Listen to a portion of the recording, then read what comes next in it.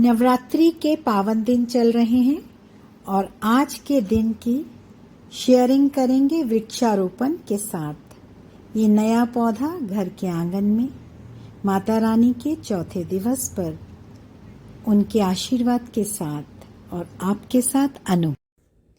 माँ दुर्गा के शक्तिशाली दिन जैसे जैसे आगे बढ़ रहे हैं, मन में उमंग उत्साह के साथ साथ शक्ति का संचार कर रहे हैं। आज माँ दुर्गा का चौथा स्वरूप, जिसे हम आदि स्वरूपा, आदि शक्ति के रूप में देखते हैं, कुष्मांडा स्वरूप। माँ कुष्मांडा कहते हैं उनकी एक हल्की सी मुस्कुराहट से सृष्टि में प्रकाश उत्पन्न हुआ और इस रीति से वे ब्रह्मांड की रचयिता मानी जाती हैं।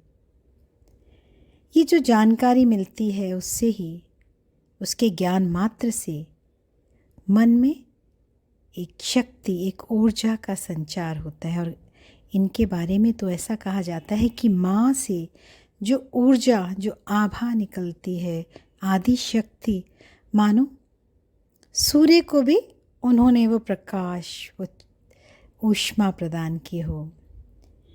अनाहत चक्र की देवी हैं। जी हाँ, इन्हें हरा रंग बहुत प्रिय है और हम सभी जानते हैं हरा रंग प्रेम का प्रतीक है। और प्रेम स्वयं में एक शक्तिशाली गुण कहें, शक्ति कहें, उससे बढ़कर कुछ है कहाँ।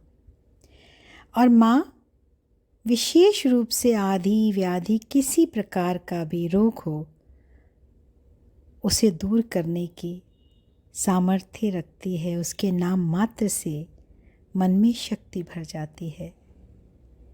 और आज का दिन इन 9 दिनों में बहुत शक्तिशाली रूप में माना जाता है, क्योंकि माँ जो आदि शक्ति स्वरूपा है, उनका नाम मात्र लेने से, उनकी आराधना करने से, विधिवत पूजन करने से धन, यश, ऐश्वर्य सब प्राप्त होता है। ये सभी का विश्वास है। तो हम भक्ति, कितनी प्राप्तियों के कारण मन में एक आस्था है, विश्वास है कि ये जो पावन दिन चल रहे हैं, अगर हम इन्हें विधिवत करेंगे, माँ से जुड़कर रहेंगे, तो जो माँ है, जो प्रकाश, स्वास्थ्य, समृद्धि एक क्षण में दे देती है, सब कुछ, वो डिविनिटी जो उसमें, वो दिव्यता है, वो हमें अपने आशीर्वाद से सब कुछ दे सकती है, ऊर्जावान बना सकती है। तो बहुत समर्पित भाव से हम प्रतिज्ञाबद्ध होते हैं, व्रत उपासना करते हैं, सब स्थूल में। तो अब जैसे हम व्रत करते हैं तो वो बहुत अच्छा है डिटॉक्स करने के लिए, फिज़िकल लेवल पे एक अल्पकाल के लिए शक्ति भी भरता है। लेकिन कितना अच्छा हो कि हमारी जो ये विल पावर है, हमारी आत्मा की, हमारा एनर्जी फील्ड भी तो शक्तिशाली हो। तो ये जो आजकल वरदानी दिन चल रहे हैं, इतने पावन शक्तिशाली मातृशक्ति के, माँ दुर्गा के, तो क्यों ना हम इसका भरपूर लाभ सही अर्थों में इंट्रोस्पेक्शन के द्वारा, रिफ्लेक्शन, सेल्फ रियलाइजेशन प्राप्त करें। हम भी कुछ पलों के लिए आंखें बंद करें, एकांत में बैठें, सोचें हर बात में ऊर्जा है, शक्ति है, कुछ गुण हैं।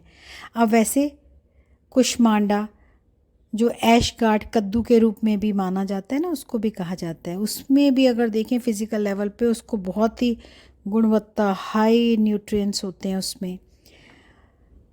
और ये जो चाहे बात सूरज, चांद, सितारों की हो, शक्ति की हो, हर रूप की हो, उसमें कुछ खास गुण शक्तियाँ हैं जिसके कारण सब आकर्षित होते हैं, वो पूजनीय स्वरूप बन जाती हैं। तो छोटे छोटे कुछ गुण क्या हमारे अंदर नहीं है? हम अपनी एक बार चेकिंग तो करें कि कुछ ऐसा खास हमारे पास भी है कि नहीं, और नहीं है तो क्यों नहीं, और है तो हम उससे क्यों नहीं जुड़ते? हम क्यों नहीं अपने से प्यार करते, अपने को सम्मान देने लायक बनाते? जब हम खुद अपनी कदर करेंगे तो सभी हमारे कद्रदान होंगे।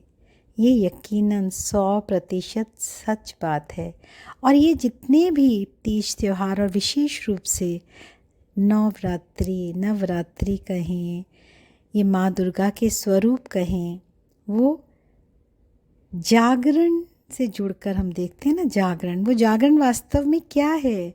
हमारे लिए एक रिमाइंडर है, हमें जगाना चाहता है। जैसे अलार्म होता है ना, सुबह सुबह की जो खुमारी होती है, उठने का मन नहीं करता, अर्ली मॉर्निंग, तो उस समय वो अलार्म हम वो स्नूजिंग उस मोड में लगा देते हैं, बार बार जगाता है, तो उठना ही पड़ता है। इसी तरह माँ, ये जो 2 बार आते हैं साल में त्यौहार, नवरात्रि, वो हमें वो जागृति, वो अज्ञान के अंधकार की जो एक कुंभकर्ण वाली नींद है, उससे जगाना चाहते हैं कि उठो, अपने अंदर से जो आपकी शक्तियाँ उसके प्रति सजग हो, सचेत हो, उनका आह्वान करो।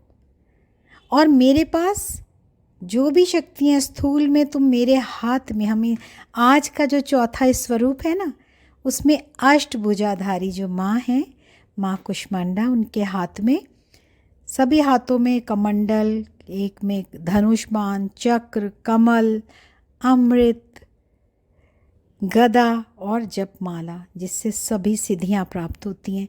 तो ये जो सभी अलंकार हैं, अस्त्र शस्त्र हैं, ये कहीं ना कहीं ज्ञान, गुण और शक्तियों के प्रतीकात्मक स्वरूप हैं। और ये सब हमारे भीतर भी हैं। बात क्या है कि हम अपने से नहीं जुड़ते, अपने से प्यार नहीं करते, स्थूल प्राप्तियां कहीं बाहर से चाहते हैं। और इतनी पक्की मान्यताएं हैं कि स्थूल में मिलेगी, जो सामने मूर्ति है वो देगी, लेकिन जो मैं चैतन्य मूर्ति हूँ वो क्या नहीं कर सकती? वो किसने बनाई है? वो परमात्मा पिता शिव शक्ति बन जाओ ना। ये क्या कहते हैं कि ये जो माँ दुर्गा के सभी स्वरूप हैं, उन्होंने तपस्या की शिव को प्राप्त करने की, शिव शक्तियाँ हैं, तो हम भी वही हैं। और अभी बहुत सुंदर शक्तिशाली दिन चल रहे हैं, तो आज मन में बहुत एक विश्वास कहें, शुभ संकल्प कहें, एक समर्थ भाव है कि हाँ, मैं भी शिव परमात्मा की शिव शक्ति हूँ और मुझे अपने सत्य स्वरूप से जुड़कर जो स्वमान जागृत करने और परमात्मा से मिलकर सत्य रीति उनके साथ चलकर जो शक्ति भरने का अनुभव हुआ, वो सभी को हो। मेरा मन शुभ भावना से भरा हुआ है। ये शुभकामना, और इस शुभकामना से जो मेरी मुस्कुराहट है वो सृष्टि में प्रकाश लाएगी। सृष्टि भी मेरे संकल्पों की सृष्टि है, जो मेरी मनसा को पूरे ब्रह्मांड में फैला रही है। तो हम भी अपने ब्रह्मांड के रचनाकार हैं, रचयिता हैं। और हमारी मुस्कुराहट अगर सभी अपनों के लिए है, दिल से है, हम सभी को अगर उस रूहानियत से प्यार करते हैं, तो हमारे अंदर भी वो सभी शक्तियाँ होती हैं, क्योंकि हमारा आदि स्वरूप भी शांत है, शक्तिशाली है। और हरा रंग जो प्यार का प्रतीक है, वो भी मेरे अंदर, मेरे रग रग में समाया है। तो हम अपने से जुड़ें, उस परमात्मा से जुड़ें, तो हम भी माँ कुष्मांडा की तरह शक्तिशाली हैं और उनकी सच्ची सही रीति सारी शक्तियों को आशीर्वाद स्वरूप में अपना बना सकते हैं। इन्हीं शुभ भावनाओं के साथ माँ दुर्गा के चौथे स्वरूप माँ कुष्मांडा की जय हो।